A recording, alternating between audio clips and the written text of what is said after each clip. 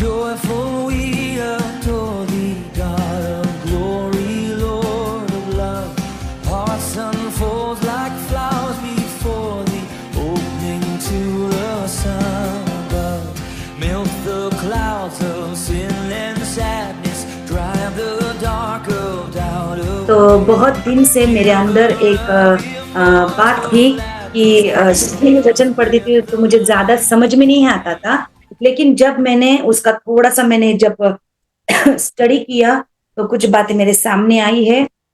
और हम देखेंगे पुराने नियम से आ, आ, हम निकालेंगे पहला पहला तो वचन हम ये निकालेंगे प्रेरितों का किताब उसका 13 अध्याय और उसका 22 वचन हम पढ़ेंगे।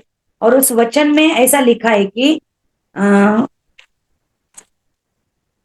फिर उसे अलग करके दाऊद को उनका राजा बनाया, जिसके विषय में उसने गवाही दी, मुझे एक मनुष्य यिशै का पुत्र दाऊद मेरे मन के अनुसार मिल गया है, वही मेरी सारी इच्छा पूरी करेगा। यहाँ पर वचन में लिखा है कि मेरे मन के अनुसार मुझे वो पुरुष मिल गया है। लेकिन जब मैं ये पढ़ती गई पुराने नियम से मैंने ये वचन को जब मैंने निकाला तो मैंने वहां पर पाया कि कैसे दाऊद ने परमेश्वर के खिलाफ जाकर परमेश्वर के दंड को लिया, खुद के ऊपर, खुद के जीवन के ऊपर भी और अपने घराने के ऊपर भी। तो आज का मेरा जो विषय है वो ये विषय है कि जब हम परमेश्वर की सेवा में चल रहे, जब हम परमेश्वर के वचन में चल रहे, हम खुद को मसीह अगर हम लोग कहलवा रहे हैं तो क्या हमें भावना में बहकर जाना उचित है? क्या हमें भावना में बहकर परमेश्वर के मार्ग को छोड़ना हमारे लिए वो अच्छा है क्या? और इसीलिए जब मैं ये पढ़ रही थी तो मुझे कुछ बातें सामने आई कि बाइबल के नायकों का जो नायक है, बाइबल के जो हीरोज है, उनका जब मैं पढ़ी तो उनके भावनात्मक दर्द के कारण उनका अंत अच्छे तरह से नहीं हुआ। वो डाउनफॉल होते गए और उनके उस दर्द के कारण डाउनफॉल ही उनका कारण बन गया।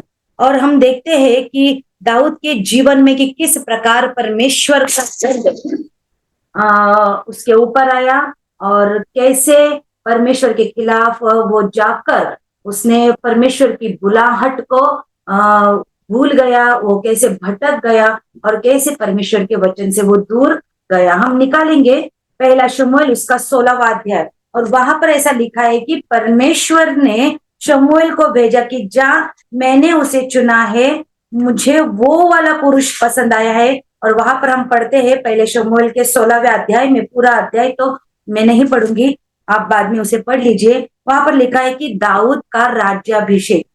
और परमेश्वर ने वहां पर ऐसा कहा है कि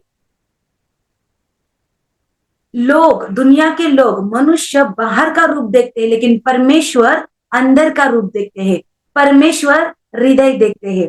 और जैसा कि परमेश्वर ने कहा कि दाऊद मेरे मन के अनुसार मुझे एक पुरुष मिल गया है, उसका नाम दाऊद है। और वही दाऊद जो इस बात को कहता है भजन संहिता में कि यदि मैं पाताल के अंदर जाऊं तो परमेश्वर वहां भी है, यदि मैं आसमान में जाऊं तो वहां भी मुझे परमेश्वर देख लेगा। यदि ऐसी कौन सी जगह नहीं है जहां पर मैं परमेश्वर से छिप सकता हूं। और ये वही दाऊद जो था, किस तरह से परमेश्वर के खिलाफ चला गया, उसने अपने भावनाओं के ऊपर, अपने दर्द के ऊपर उसने जय प्राप्त नहीं कर पाई, उस पे वो ओवरकम नहीं हो पाया और वो परमेश्वर से दूर चला गया। और आज इस वचनों से हमें देखना है कि कहीं हम में भी वो दर्द, वो गम है क्या? उस गम में हम लोग बहकर परमेश्वर से दूर जा रहे? जो परमेश्वर ने हमको बुला दिया है, जो परमेश्वर ने हमको काम करने के लिए बुलाया, क्या हम उसको सही तरीके से या पूरी तरह से बराबर हम लोग कर पा रहे या नहीं? हम पढ़ते हैं दूसरा शमूएल उसका 11वें अध्याय में दाऊद और बतशेबा। लेकिन उसके पहले हम पहले शमूएल में देखते हैं कि दाऊद बाइबल के अंदर राजा शाऊल की बेटी जो मिखल थी उससे वो बहुत प्रेम करता था। और मिखल भी दाऊद से बहुत प्रेम करती थी और दोनों की शादी, दोनों का विवाह हो चुका था। लेकिन शाऊल जो राजा था वो दाऊद से बहुत घृणा करता था, नफरत करता था, बहुत गुस्सा वो दाऊद के ऊपर था, वो उसको पसंद नहीं करता था। क्योंकि जब दाऊद ने गोलियत को मारा तो लोगों ने ऐसा कहा था कि शाऊल ने हजारों मारे लेकिन दाऊद ने लाखों मारे। तो ऐसी छोटी छोटी बातों से शाऊल के अंदर घृणा पैदा हो गई, गुस्सा पैदा हो गया। और क्या हुआ, उसका दुश्मनी निकालने के लिए राजा शाऊल ने एक प्लानिंग किया कि अगर दाऊद को दर्द देना है तो मिखल को हम ऐसी हानि पहुंचाएंगे कि दाऊद गिर जाएगा। और शाऊल क्या करता है, राजा शाऊल अपनी बेटी मिखल की शादी जबरदस्ती से किसी और से कराकर दे देता है। और यही वो दर्द दाऊद के लिए एक बड़ा दर्द बन जाता है, क्योंकि वो उसका प्यार था, एक बड़ा गम उसके लिए वो बन जाता है। और फिर मिकल से दूर होने के बाद दाऊद के अंदर, उसके चरित्र के अंदर जो पहले वो बदलाव नहीं दिखाई देता है, लेकिन बाद में मिखल से दूर होने के बाद उसके चरित्र के अंदर वो बदलाव दिखाई देता है। दाऊद हर एक स्त्री से क्या कर देता है, शादी करना शुरू कर देता है। और यदि किसी औरत का पति मर गया हो तो दाऊद क्या करता था, उससे शादी कर लेता था। और इस प्रकार क्या होता है, दाऊद ने कई सारी पत्नियां कर ली थी, क्योंकि वो अपने गम में वो इतना बह गया था, वो दर्द में, उसका वो प्यार टूटने की वजह से, मिखल से दूर जाने की वजह से वो इतना उसमें बह गया था कि लड़कियां उसकी कमजोरी बन गई थी। और बाद में ऐसे होता है कि वो उसकी कमजोरी को, उसके दर्द को वो हथियार बनाकर वो क्या करता है, उसको इस्तेमाल करता है और सभी लड़कियों को अपनी कमजोरी बनाकर वो उनसे अनैतिकता स्थापित करता है। और इस वजह से क्या होता है, परमेश्वर की व्यवस्था से वो निरंतर उल्लंघन करता जाता है। और कई बार ऐसा करने के बाद भी उसे वो महसूस नहीं होता है कि मैं परमेश्वर की आज्ञा को तोड़ रहा हूं, मैं परमेश्वर की आज्ञा को मैं उल्लंघन कर रहा हूं, मैं डिसोबीडियंट बना कर रहा हूं। लेकिन फिर भी परमेश्वर जो दया करने वाला, वो दाऊद से प्यार करता था।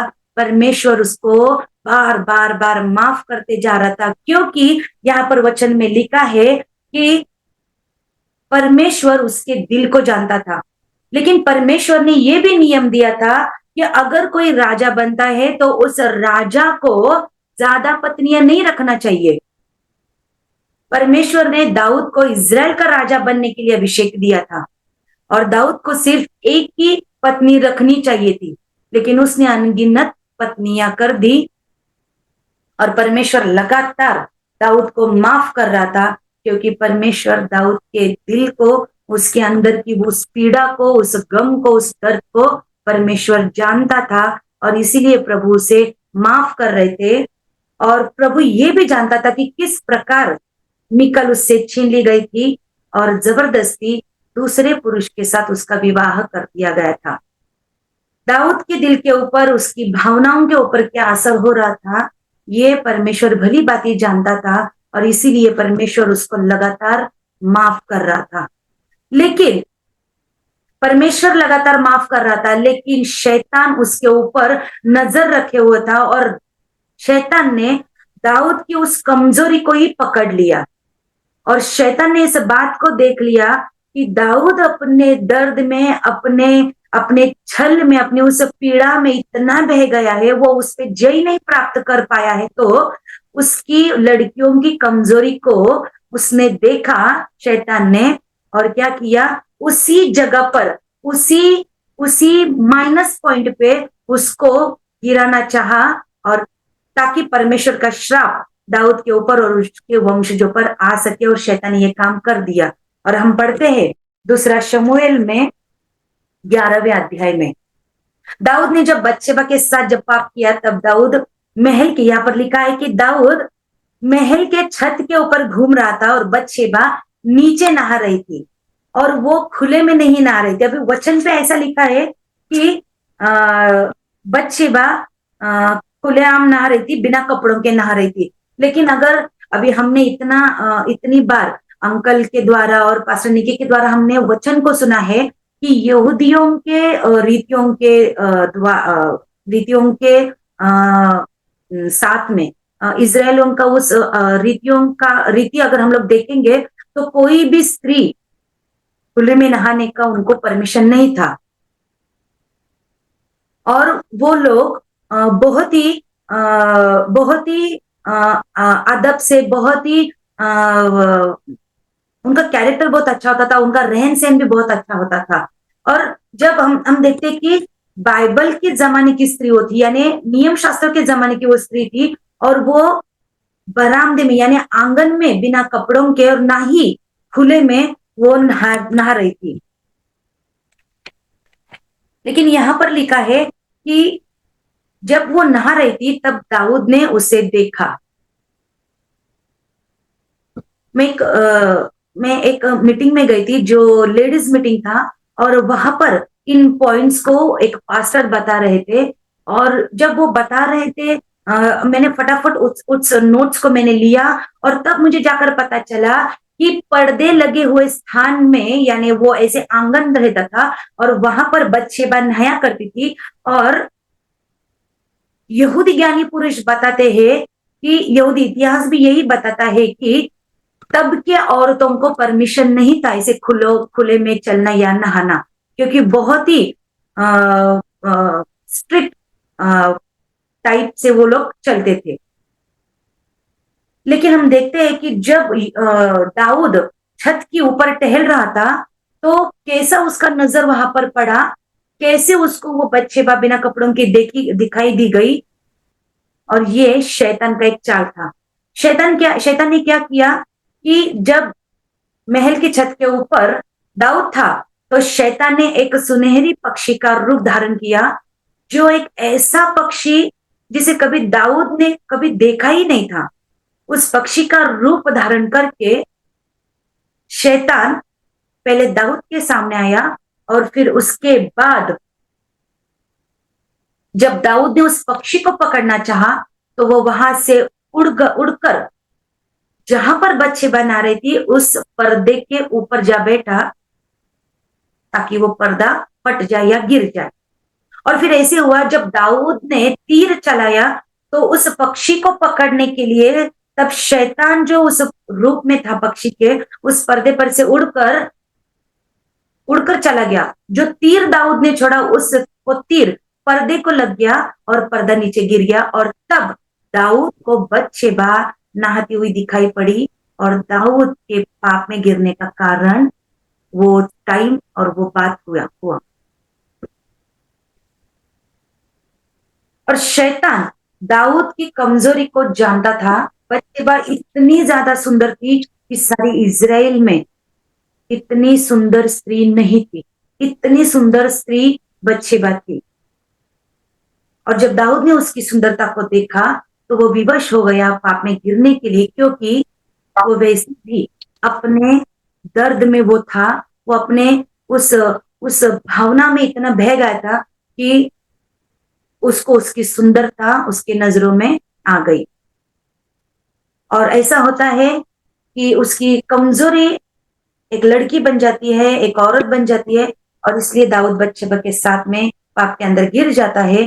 और वो वही दाऊद होता है जिसको परमेश्वर ने अपनी प्रतिज्ञा दी होती है, जिसको कोई भी श्राप नहीं दे सकता।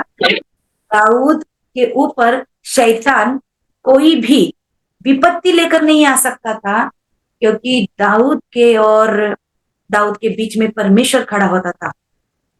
लेकिन क्या हुआ कि निरंतर परमेश्वर की आज्ञाओं का उल्लंघन करने के कारण दाऊद एक ऐसी जगह पर जाकर फंस गया कि अब परमेश्वर का दंड ही दाऊद के जीवन के ऊपर आ जाता है। और फिर हम देखते हैं दूसरा शमूएल उसका 12वां अध्याय में कि जब नातान को परमेश्वर ने भेजा, नातान भविष्यद्वक्ता को परमेश्वर ने भेजा दाऊद के पास। इन सब घटनाओं के होने के बाद दाऊद ने बत्शेबा के साथ पाप करने के बाद और उसके पति हित्ती उरिया को मारने के बाद जब परमेश्वर ने भविष्यद्वक्ता नातान को भेजा ये कहने के लिए, परमेश्वर की बात को कहने के लिए, और हम देखते हैं कि वचनों में 12वां अध्याय उसका 7 वचन कि इज़राइल का परमेश्वर यहोवा यो कहता है कि मैंने तेरा अभिषेक करके तुझे इस्राएल का राजा ठहराया और मैंने तुझे शाऊल के हाथ से बचाया। फिर मैंने तेरे स्वामी का भवन तुझे दिया और तेरे स्वामी की पत्नियां तेरे भोग के लिए दी और मैंने इज़राइल और यहूदा का घराना तुझे दिया था और यदि यह थोड़ा था तो मैं तुझे और भी बहुत कुछ देने वाला था।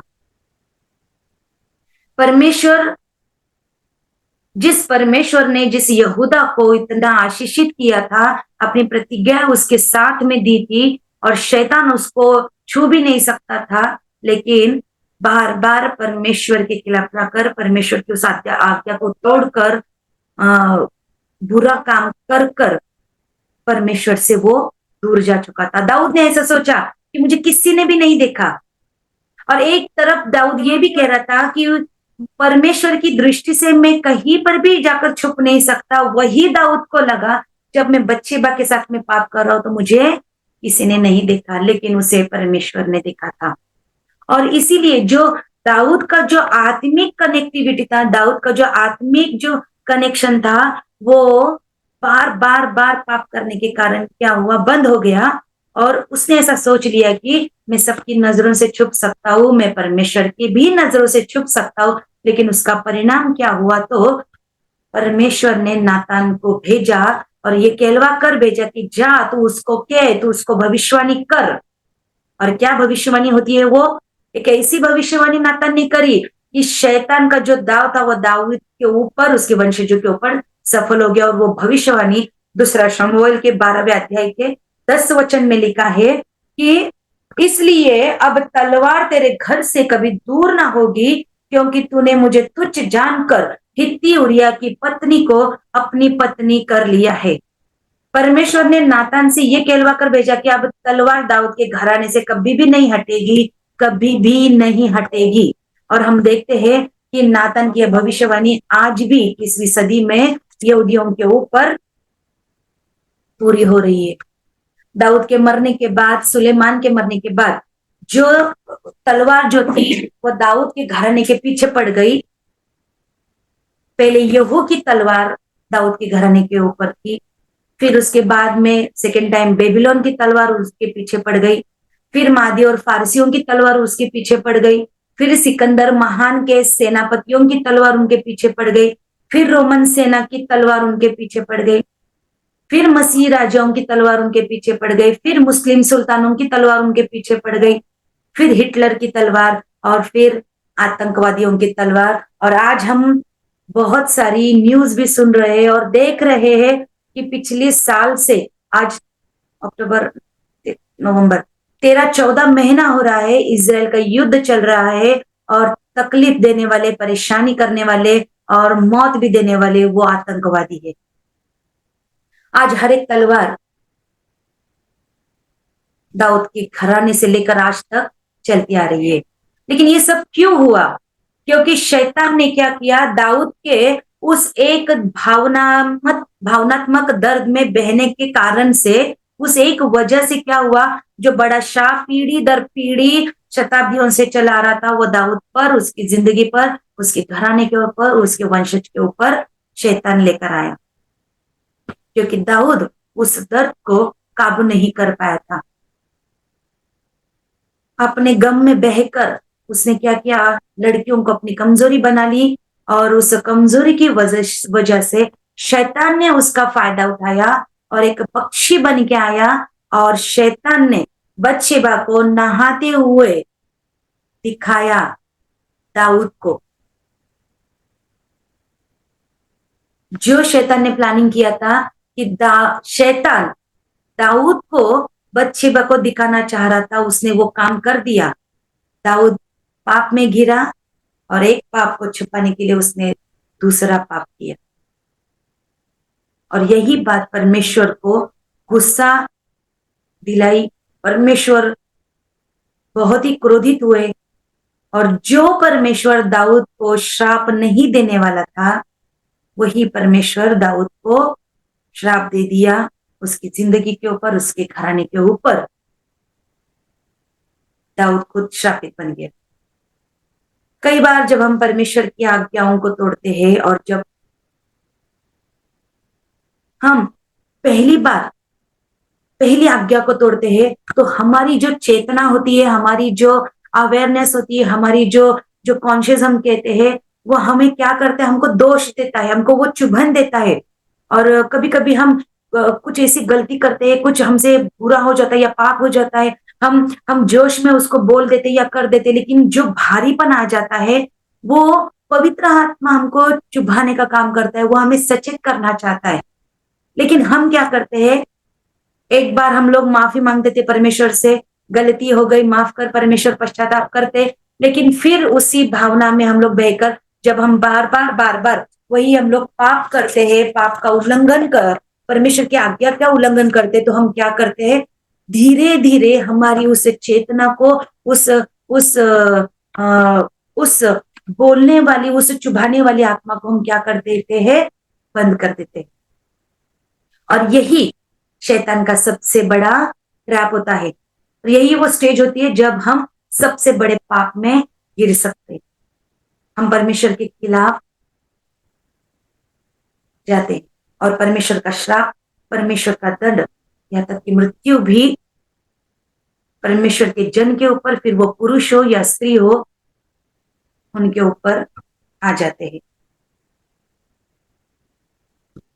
जब मैं इस वचन को पढ़ रही थी, तो मुझे भी ये वचन कहीं पर चुभ रहा था, मुझे वो याद करा रहा था कि 2019 में जब मेरी मम्मी ऑफ हो गई, तो मैं भी उस पेन में इतना मैं डूब गई थी, और मैंने परमेश्वर को मैंने दोष दिया, मैंने परमेश्वर को मैंने उंगली दिखाई, और मैंने कहा कि परमेश्वर, मैंने इतना दुख उठाया है, मैंने इतना परेशानी उठाया बचपन से, कभी बचपन से मुझे पापा का हाथ मेरे सर के ऊपर नहीं था, हमने पापा के प्यार को हमने नहीं महसूस किया, फिर क्यों आपने हमारी मम्मी को लेकर गए। और इतना मैं वो दर्द में थी, उठते बैठते, सुबह दोपहर शाम सिर्फ रोते रोते, कभी बीच में इसे मन में ख्याल आता था कि अभी मैं आराधना नहीं करूंगी, अभी मैं चर्च में नहीं जाऊंगी, मैं अभी प्रार्थना नहीं करूंगी। और इतना एक बाजू से इतना गुस्सा मुझ में भर गया था कि क्यों परमेश्वर ने मेरे साथ में ऐसा किया। परमेश्वर का तो वचन ऐसा कहता है कि परमेश्वर उसके बच्चों का सहन शक्ति के बाहर उनका परीक्षा नहीं लेता है, तो क्यों परमेश्वर मेरा इतना परीक्षा लेता है, अब मुझे में ताकत नहीं है। और मैं बहुत परमेश्वर को मैं दोष देती गई, लेकिन मैं प्रभु को धन्यवाद देती हूँ। लेकिन मैं एक चीज के लिए मैं प्रभु को बहुत धन्यवाद देती हूँ कि जितना भी मुझे दुख होता था, मैं सिर्फ बाइबल लेकर बैठती थी, भले मुझे कुछ समझ में आता था नहीं आता था, वो वचन मेरे लिए था नहीं था, और सिर्फ मैं बाइबल लेके पढ़ती थी, पढ़ते जाती थी, रोती थी, और प्रभु ने मुझे छुआ और प्रभु ने मुझे उसकी शांति से मुझे भरा। तब मुझे मेरी गलती मुझे दिखाई दी, और एक परमेश्वर ने मुझे वचन दिया कि हम मसीहों को आशा है कि हम हमारे लोगों को ऊपर मिलेंगे, उन्हें देखेंगे। यह आशा किसी को भी नहीं है, लेकिन यह आशा केवल मसीह के ऊपर विश्वास रखने वालों को है कि हम एक दिन हमारे लोगों को, हमारे रिश्तेदारों को, हम जिससे प्यार करते हैं, हम उनको देखेंगे, उनसे मिलेंगे। और तब से एक अच्छी सी शांति मेरे अंदर आ गई, और फिर से मैं परमेश्वर के मार्ग पर मैं चलती रही।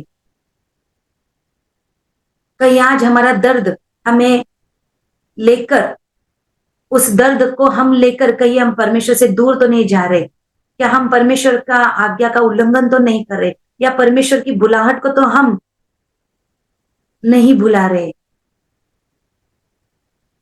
क्या हम ऐसी सिचुएशन में है कि क्या उस दर्द को हमने हमारे दिल में रखकर उसको इतना पाला है हमने कि वो दर्द, वो जख्म बन गया, वो नासूर बन गया है और धीमे धीमे करके परमेश्वर के खिलाफ वो हमें लेकर जा रहे हैं और हम परमेश्वर से दूर जा रहे हैं।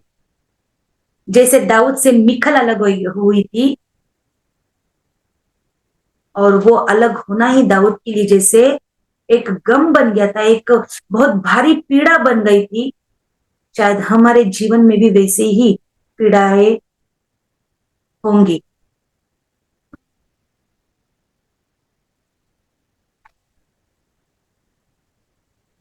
कितने तो भी ऐसे पति पत्नी है कि उनके बीच में संबंध बराबर नहीं है, तो शायद वो भी एक दर्द है, वो भी एक दर्द बनते जाता है। और कई पति पत्नियों में तलाक की बातें होती है, उनका शादी का संबंध डाइवोर्स तक, कोर्ट कचहरी तक आकर पहुंच गया हो, वो भी एक पीड़ा ही है, वो भी एक भावनात्मक दर्द है। और फिर कई सारी पत्नियां ऐसी है कि उनके पतियों ने उनको लाइफ में धोखा दिया है, उनके विवाह में उनको धोखा दिया है और दूसरे पति के साथ में उन्होंने शादी किया है। कई पति ऐसे है कि उनकी पत्नियों ने उनको धोखा दिया है। ये हर एक बातें जो हमारे दिल में होती है, हमारे जीवन में होती है, वो एक बड़ी पीड़ा बनकर हमारे जीवन में, हमारे हृदय में बैठ जाती है, ताकि वो शैतान उसको देखकर उसको नासुर बना सके।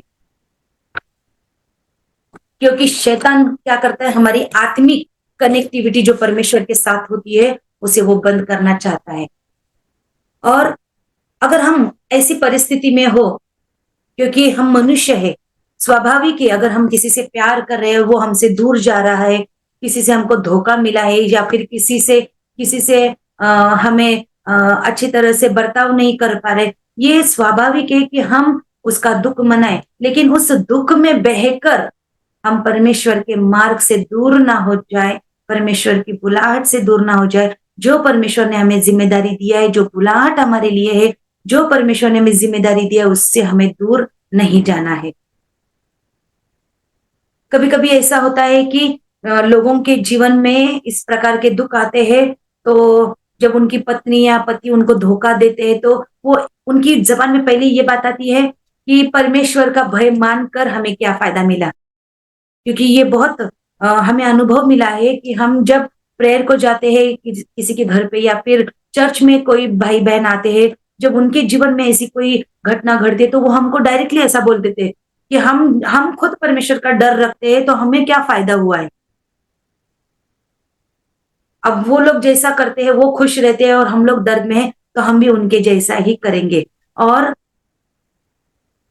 गुस्से में, जोश में लिया हुआ निर्णय हमें परमेश्वर से दूर लेकर जाता है, परमेश्वर के दंड के लिए हमें खड़ा कर देता है और धीमे धीमे करके हम अपने जीवन को नाश करने के लिए लग जाते हैं।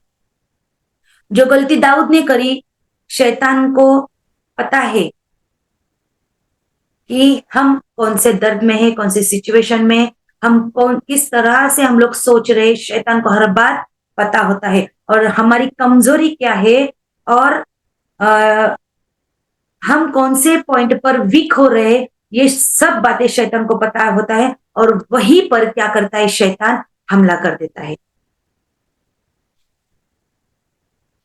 कई सारे विश्वास रखने वालों को, मसीह लोगों को प्यार में धोखा मिल जाता है। एक हफ्ते पहले ही हमारे पास एक बहन आई थी और उसने मुझे प्रार्थना करने के लिए बोला और मैं प्रार्थना कर रही थी। मुझे परमेश्वर ने दिखाया कि वो प्यार में है, लेकिन मैं उसको वो बोलने के लिए मैं डर रही थी कि मैं डायरेक्टली उसको ये कैसे बोलूं। लेकिन जब मुझे पवित्र आत्मा मुझे छू रहा था और मुझे बोल रहा था कि उसको पूछ, क्योंकि अब उसका टाइम आया है, परमेश्वर उसे छूना चाह रहा है, परमेश्वर उसे अपने मार्ग पे वापस से लाना चाह रहा है। जब मैंने उसको पूछा तो मुझे वो डायरेक्टली बोली कि मुझे प्यार में धोखा मिल गया, तो अभी मैं जिंदगी भर में शादी नहीं करूंगी, मुझे शादी ही नहीं करना है, मुझे शादी के नाम से चिढ़ आ गया, मुझे प्यार के नाम से चिढ़ आ गया।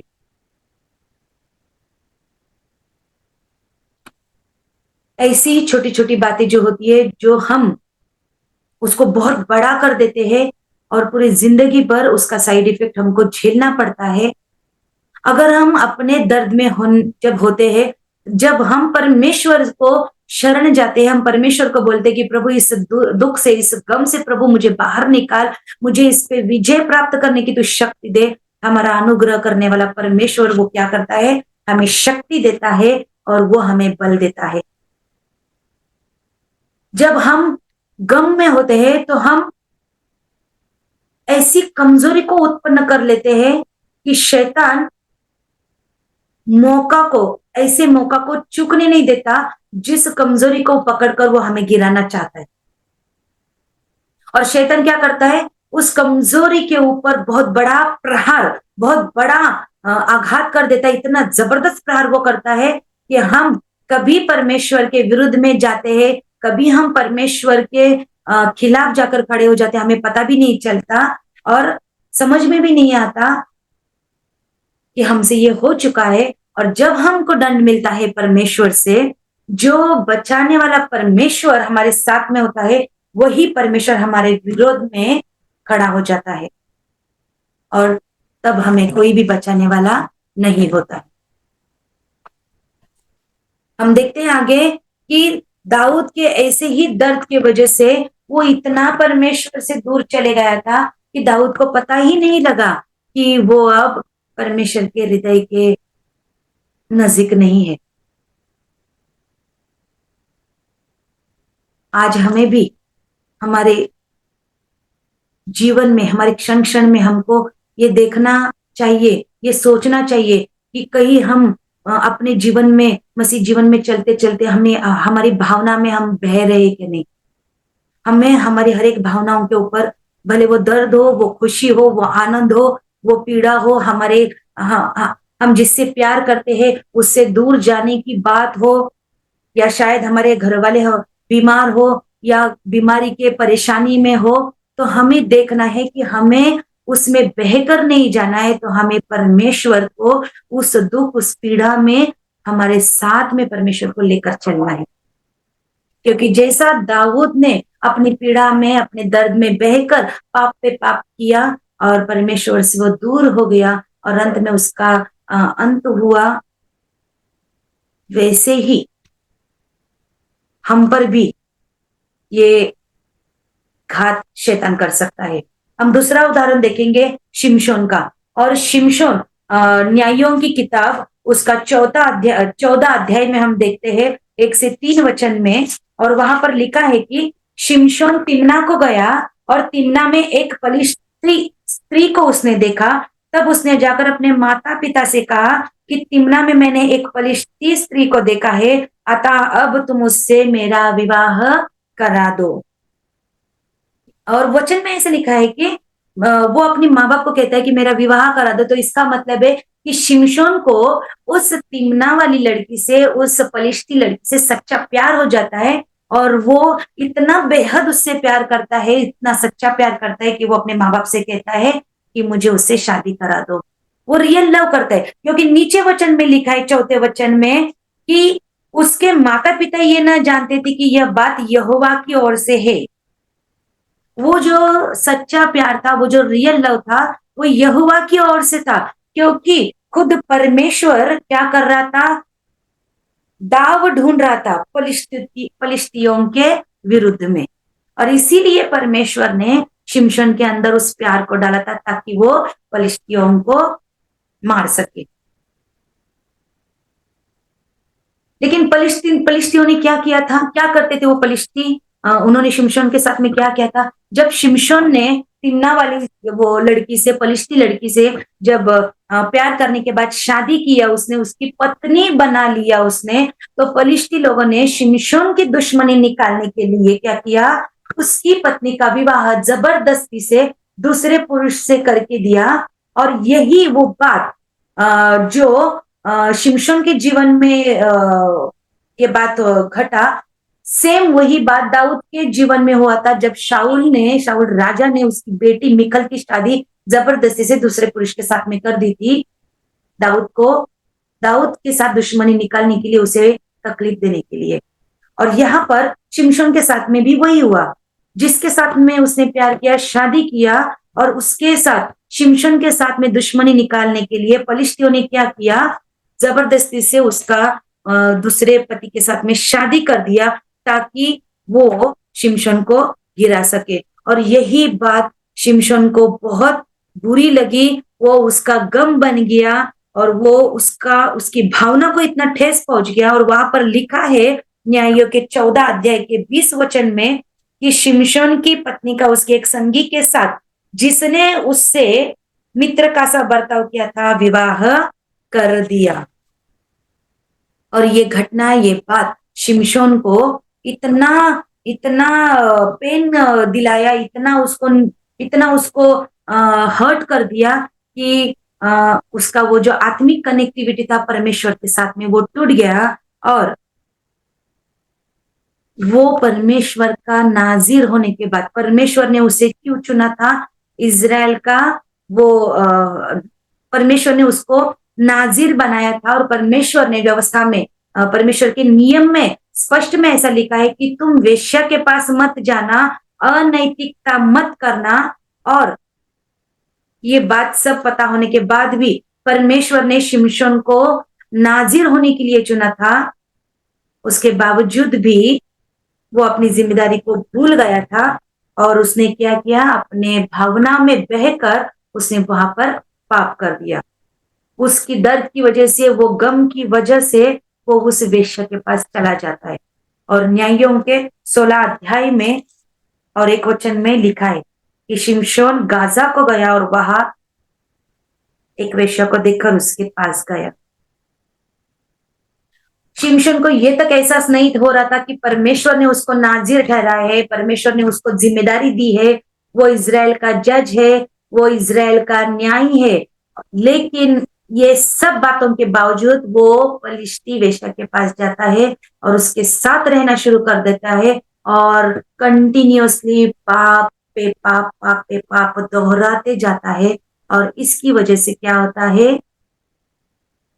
वो परमेश्वर के खिलाफ चला जाता है, परमेश्वर के विरुद्ध में पाप कर देता है। और यहाँ पर लिखा है, वचनों पे लिखा है कि उसके उस हर्ट हुए दिल की वजह से उसकी पत्नी को, यहाँ पर लिखा है कि उसकी पत्नी और उसके ससुर को जिंदा जलाया दिया जाता है।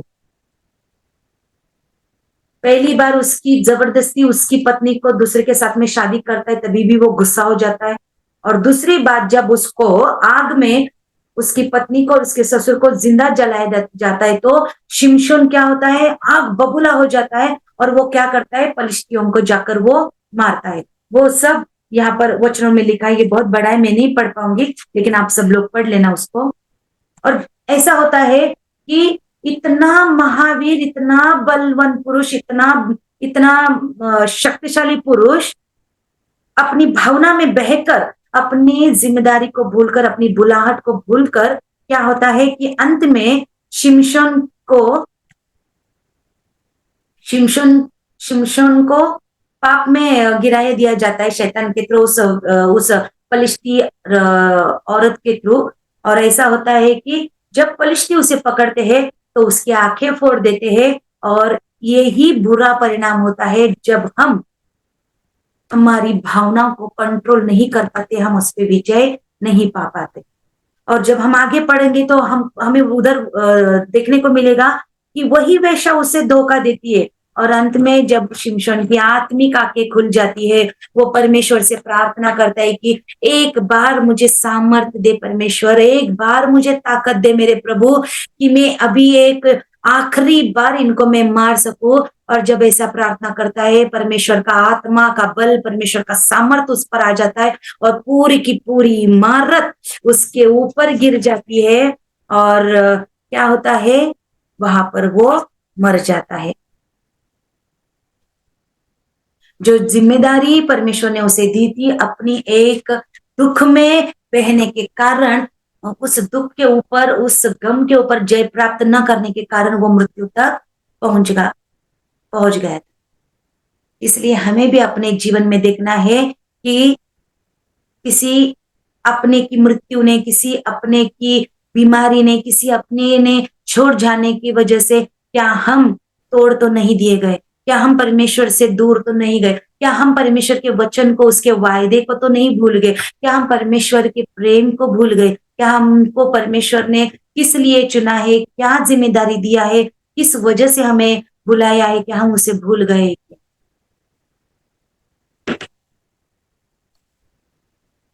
शिमशोन ने परमेश्वर के नाम को अपवित्र कर दिया, उसकी बुलाहट को अपवित्र कर दिया, उसके अभिषेक को अपवित्र कर दिया, और उस वजह से शिमशोन को सिर्फ दर्द मिला, सिर्फ धोखा मिला, और अंत में शिमशोन को दर्दनाक मौत मिली। इसके अलावा उसे कुछ भी नहीं मिला।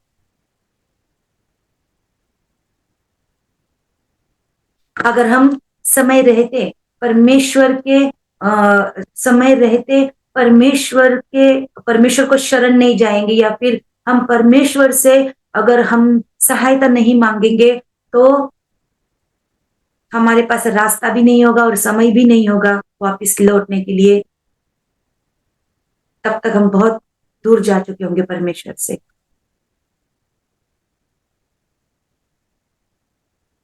अब नए नियम में हम देखते हैं कि पौलुस का भी एक अलग अलग किस्म का एक दर्द था, और उसका दर्द क्या था कि अंदर के अंदर वो इतना करा रहा था। हम देखते हैं कि प्रेरितों के काम उसका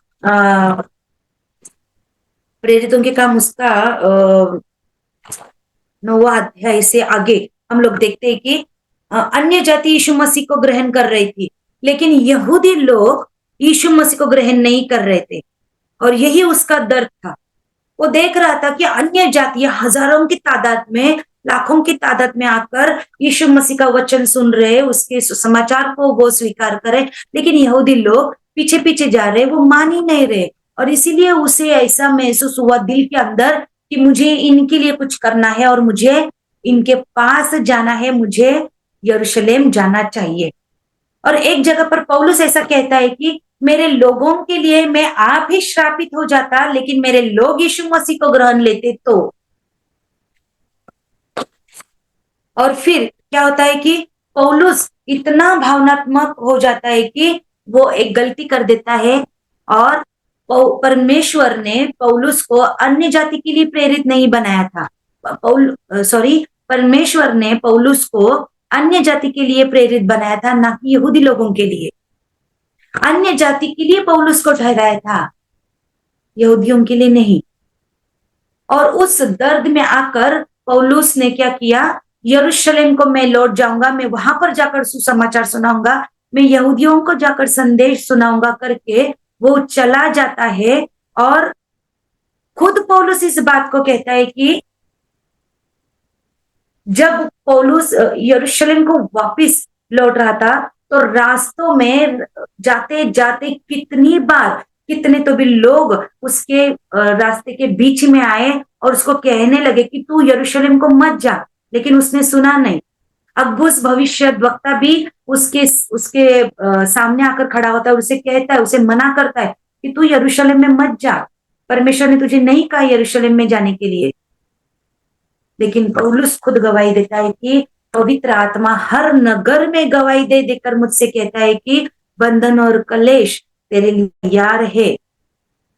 पवित्र आत्मा पौलुस को दुख नहीं देना चाह रहा था, लेकिन पवित्र आत्मा पौलुस को कुछ बताना चाह रहा था, याद करके देना चाह रहा था। वो उसे सचेत करना चाह रहा था कि जिस बुलाहट से तुझे बुलाया गया है तू उस पर चल,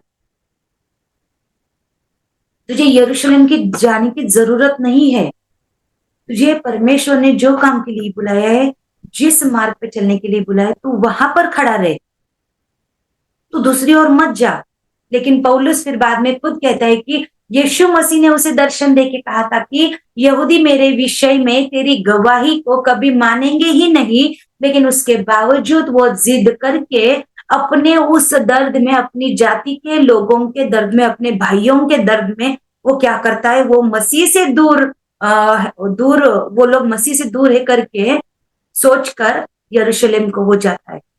और हम देखते हैं कि उसके बाद पौलुस की सेवा में प्रॉब्लम आ जाते, और वही पौलुस न जाने कितना और काम कर सकता था, और वो कितने बड़े बड़े वो काम कर सकता था, लेकिन वहीं पर शैतान ने उसे ट्रैप कर दिया।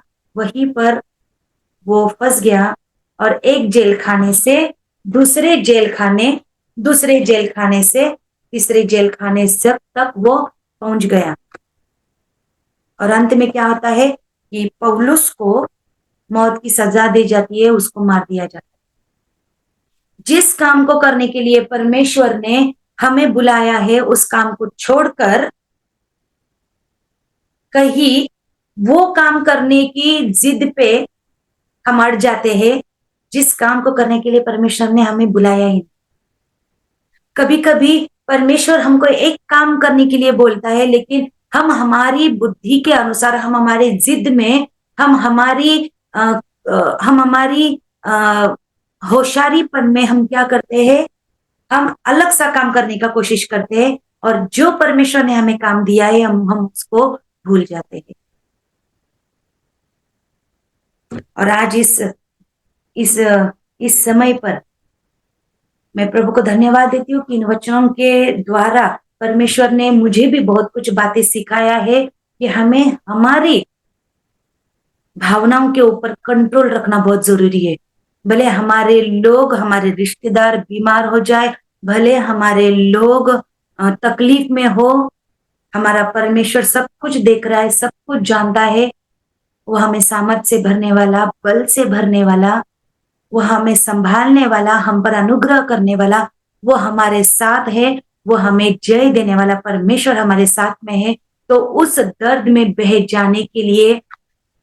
जाना नहीं चाहिए हमको, क्योंकि शैतान कहीं ना कहीं हम कमजोर पड़ जाए, हम उस कमजोरी में हमारा नाश हो जाए, वो हमें डिस्ट्रॉय कर सके, वो हमें गिरा सके और परमेश्वर का काम बंद हो सके, ऐसी योजनाएं करते हुए शैतान खड़ा होता है और हम उसे मौका देते हैं। मैं प्रभु से प्रार्थना करती हूँ कि हम सबों को परमेश्वर उसकी चेतना से भरे और हम सबों के ऊपर, हमारी भावनाओं के ऊपर परमेश्वर उसका पवित्र आत्मा का कंट्रोल रखे। Shalom and thank you for watching this video. If you were blessed, then please click on like and please do subscribe to our channel. And if you would like to watch a few more of our teachings, then you may please click on these links over here, over here, over here, over here. And please do contact us. We would love to hear from you. You can contact us on the numbers that are mentioned on your screen. Thank you. Shalom. May God bless you.